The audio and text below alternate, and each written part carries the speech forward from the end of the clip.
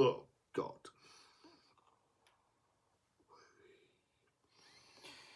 My name's Minzy, and this it's my own funeral fucking tie, fam. It's my own funeral fucking tie. All the last fucking 32 ties are done and dusted. We're now into the last 16 now. And we already know who's in the last 8 for one of the matches. Morocco are going to play France, a repeat of 2022 World Cup semi-final. Congratulations to those two after they defeated Canada. So one of the hosts have now gone, and Paraguay are, I was gonna say sadly defeated by France, but there's nothing sad about it. You lot were pricks.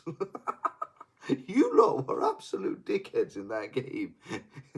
How you never got a yellow card in that game for some of the challenges you made. So some of them were genuine ankle breakers. You make Stoke City on a Thursday night look pleasurable. I would genuinely love to be two-footed by Ryan Shawcross than some of the challenges you put out today against France. I'm telling you right now. That was disgraceful. That was absolutely petty from you lot. As much as I want an underdog story, this was an underdog undeserved story. If you lot managed to somehow nick a goal against France to get an equaliser, you lot can fuck off, mate. Least said the better.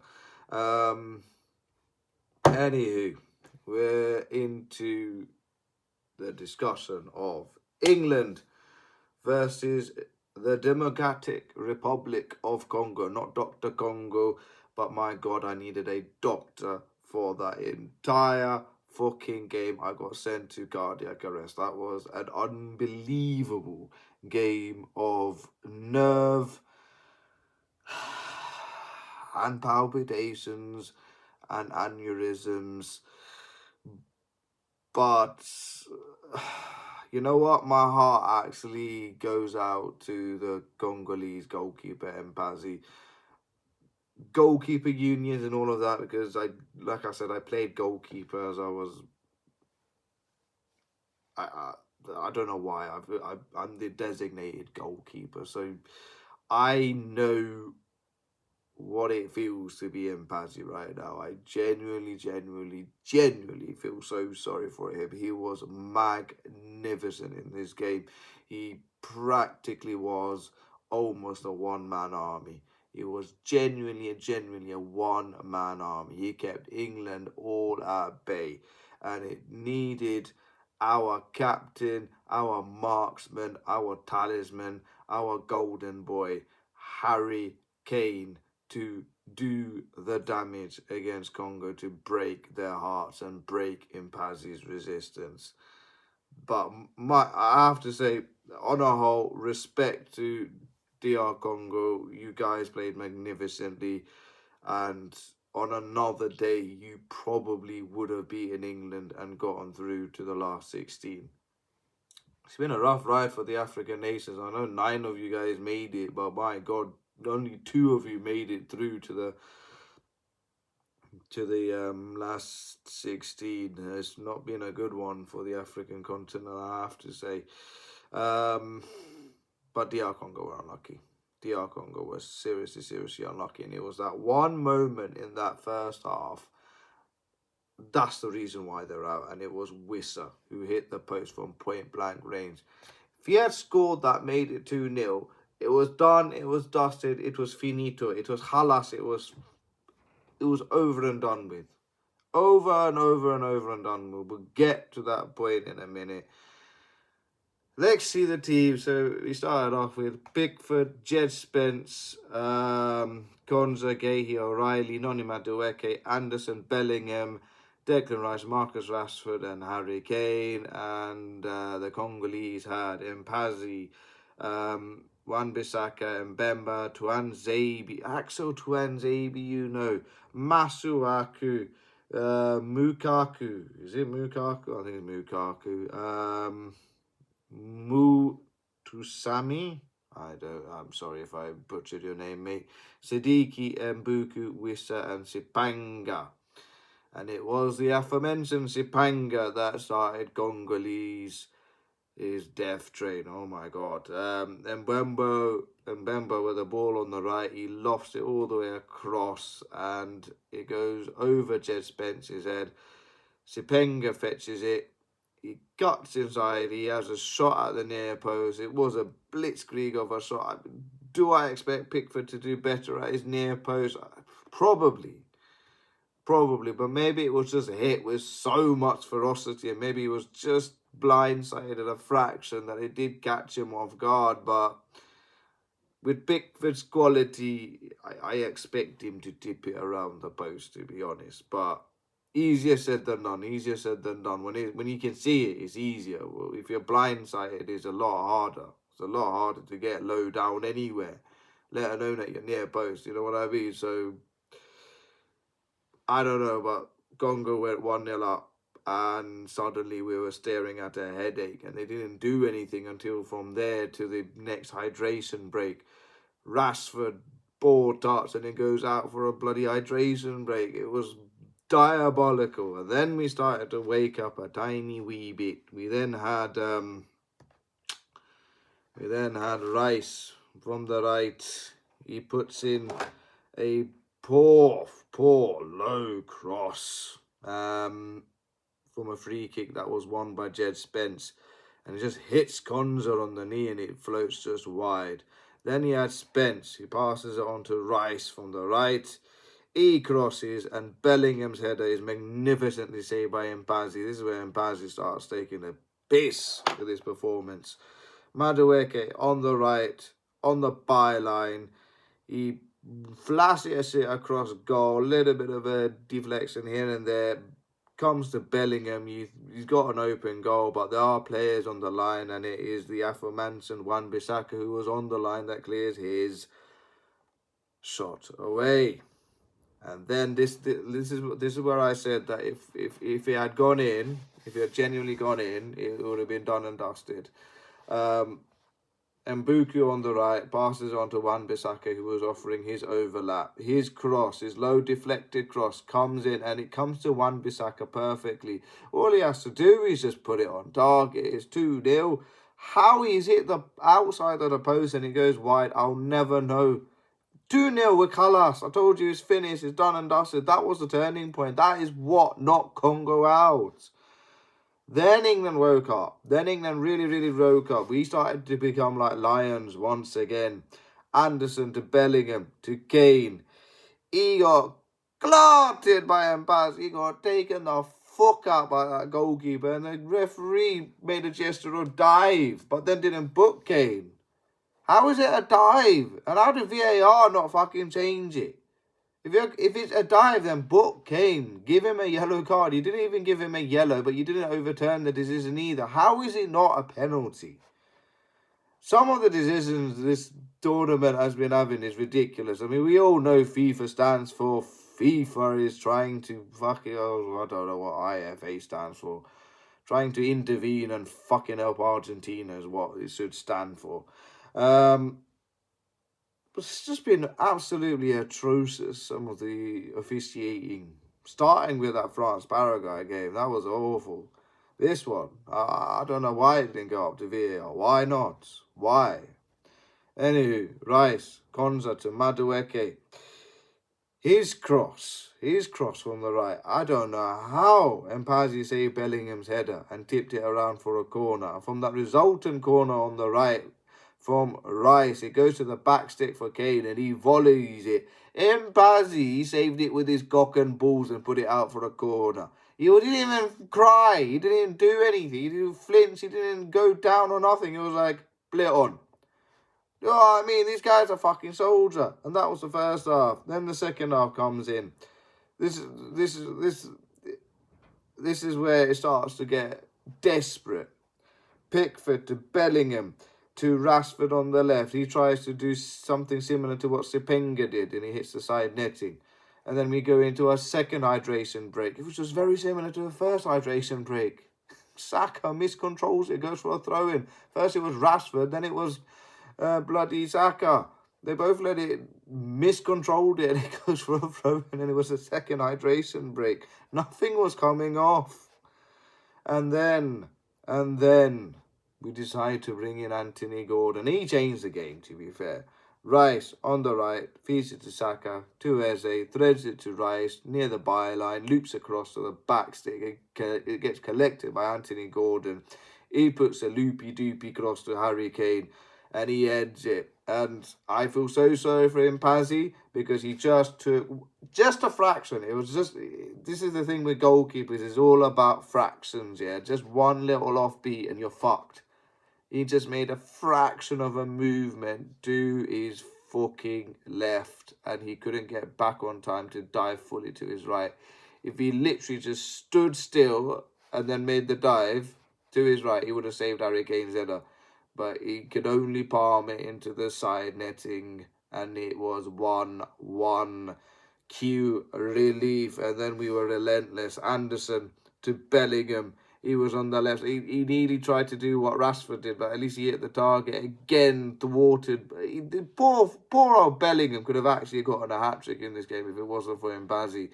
But to be fair, this one at the near post, but Mbazi, equal to it, but it's collected by Gordon. Again, he does really well, rise the challenges, threads a wonderful pass into the middle for Harry Kane, who does a little feint, simmers it to the right, and then roofs it into the top of the net. Goalkeeper didn't move, he was just stunned. 2-1. We are finally in the lead. Then, right at the last minute, just to add more nerves, Wan-Bissaka has a free kick. What does he do? Thankfully, he blazes it over the bar. And that is the end of that. 2-1 to England, it finished. And now we play Mexico City. Tacos versus chicken tikka masala. We're having tea bags that are getting ransacked by the Mexicans here. I don't know what to say. Everything's getting insulted. We're having tea bags getting ransacked. We're having baked beans getting kidnapped and hijacked. What next? Branston pickle, Worcestershire sauce. What's that? What are you gonna hold ransom next, fellas? Please allow it. I don't need this. I really don't want to have this beef. I'm more worried about my mate Kunal. Kunal, behave yourself over there, mate. I know you got tickets for the game at Mexico City at the Azteca, but please come back alive in one piece. Please. As well as being my best friend, yeah, but I need you for Chelsea tickets as well, you prick. Behave yourself, Mr. Kunal Sapat. But we are there, and that's the game that's coming up tomorrow evening. Would love to be at the Azteca, but sadly I've got work in a couple of hours' time, so we'll be getting ready for that. It's been an emotional World Cup. It has been genuinely an emotional World Cup. Some of those last 32 ties were incredible. But I'm so gutted for some of those ties. I mean, Paraguay, I know I took the piss out of them for their performance against France today, but genuinely, the defeat of Germany was amazing. They're the first team to have knocked out Germany on penalties, and seeing Havertz, you dirty little snake, fuck you, you little piece of vermin, you're a little snaky little cunt, yeah? Miss your penalty, fuck you. Fuck you, mate. That's karma, bruv. You deserve it. You deserve it. You moving to our little rivals, yeah.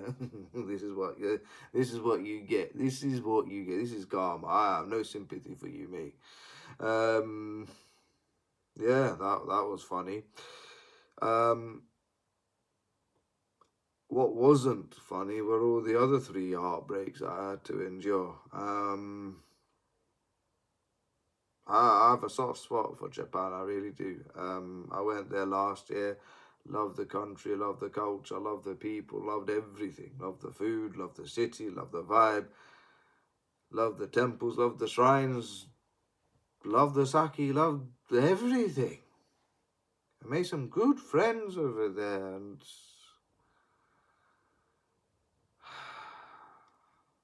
yeah, it was gutting watching Martinelli at the last minute winner. It really, really was gut-wrenching.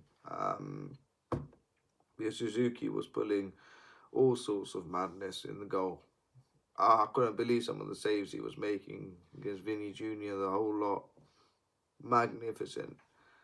And then to see Martinelli right at the end, and Suzuki positioned himself well, but he just couldn't stretch his hands to his left. Came off the inside of the post. That kills me as a goalkeeper. But if I was inside the body of Impazzi and Suzuki, I don't think I would have stopped crying. That's how heartbreaking it is as a goalkeeper. Honestly, I genuinely feel for those two. Cape Verde as well genuinely sent me to tears as well for what they did. They twice pegged back Argentina.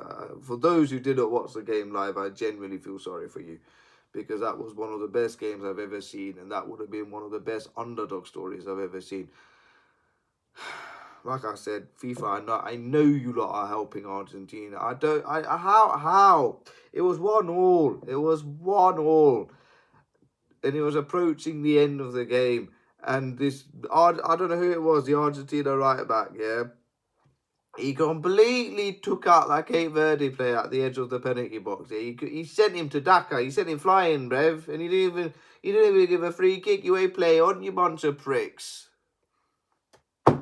Fucking disgraceful. Fucking disgraceful. But Cape Verde, Vozinha, you have my words. I'm gonna visit Cape Verde in December. I have to. For what, mate? What that country has done to do what they did to Argentina was absolutely fucking magnificent. I could not be any more prouder of that country. And I don't even come from Cape Verde. I really don't. I've got nothing to do with Cape Verde, but you have my respect. There were some interesting decisions between Portugal and Croatia. How on earth they thought, was it Martinovic? I can't remember his name, got that flick. I know in his Twitter he said he thinks it glanced off his hair. I don't know if he's being held at gunpoint and being told to make a statement like that on Twitter, but mate, I don't think it came off your hair at all. I really don't. It should have been an equaliser.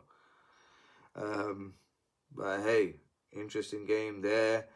But more importantly, Senegal, you bunch of pricks. You're a bunch of fucking pricks. You pricks. You were my bloody sweepstake, you were, and you were 2-0 up. You were 2-0 up and fucking cruising with 10 minutes to go, and you fucked it up. Oh, who's your goalkeeper? Jiao, is it? What are you doing? Fucking coming up claiming that crossing, you dickhead, fam. You had 2 fucking Senegalese defenders or your centre-halves marking those 2 Belgian players who were in the box. It was for them to deal with it. They were putting the pressure on. There was no way Tielemans would score. The only way Tielemans would score is if you come and you fail to fucking collect the cross, you dickhead, fam. You're a dickhead. Fuck you, bruv. You fucking made me lose my fucking sweepstake. Fuck you. Fuck you, Senegal. And what is it up with you, Senegal, man? You keep getting yourselves in so much heartbreak. I don't understand it. You've lost the African Cup of Nations because of a stupid rule. And you took yourselves out because of your goalkeeper who had a moment of fucking madness. Why? What is wrong with Senegal? Why do they chase heartbreaks, man? But don't worry, we all know Senegal won AFCON. I'm not accepting that result under any circumstances. But damn you made me lose my fucking money, fam. Thanks a bunch. And then Egypt. Fair play to you guys as well, knocking out Australia. Australia, fair play to you guys as well. I feel for the 18-year-old lad who bravely came up and took a penalty and it crashed off the top of the bar and over it went. It's a lot of responsibility to put on a young lad. I know many people who wouldn't take the penalty. They're good to give out criticisms, they're good to give out even racism. But if you tell them, would you go up and take a penalty, then you smart ass. They don't seem to pipe up then, do they? But you're brave. I know if that was me, I'll be brave. I'll take a fucking pen, I don't mind. But unfortunately, me with my pregnant belly is not going to be selected for anybody anytime soon. So, fair play to the young lads. I hope you somehow recover from that traumatic event and you pull through, lad. You pull through. You're young. You got a bright, promising career ahead of you. I can assure you that much. But yeah, what a round of last 32 that was, and now we're into the last 16. England, Mexico. England, Mexico. I'll be honest, I was worried about the Congo game before kickoff had even begun. I did say that Mexico will probably be where we say halas and goodbye to the World Cup. I'll be very honest with you. They haven't lost a game in the they've only lost 2 games in the Azteca in the past 30 years. We're going to have to pull out a performance out of the Wonderwall. And I love that song. I genuinely love that song to bits. My aunt, who had the privilege of being at the Mercedes-Benz Stadium for that game against DR Congo, showing me Wonderwall. Yeah, I don't know. There's a heartwarming moment when that song plays and all the England players and fans are singing that song. It's a really truly loving moment, and I wish I was there at that stadium. But there is something special about that particular moment. But we'll need something way more special to beat Mexico, and I don't think we will do it. I think this is where our World Cup will sadly end at the last 16, which is a shame. I would like it to carry on, but I don't see it happening. If we do somehow get through against Mexico, hopefully without my head being removed from my body by... never mind. If we somehow do get past Mexico, do I see ourselves getting past Norway or Brazil? Not really. And then it's going to be between what? Argentina versus... was it Switzerland? Don't know.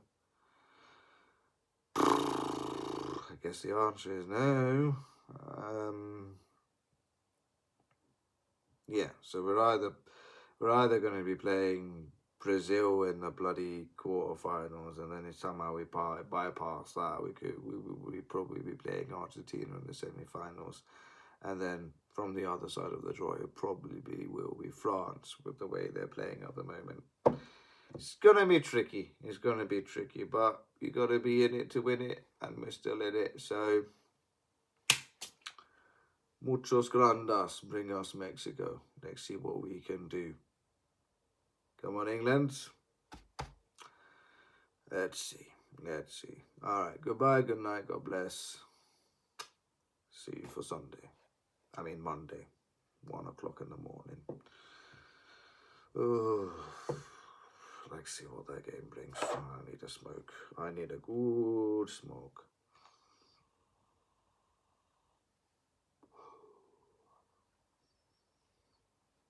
Good night.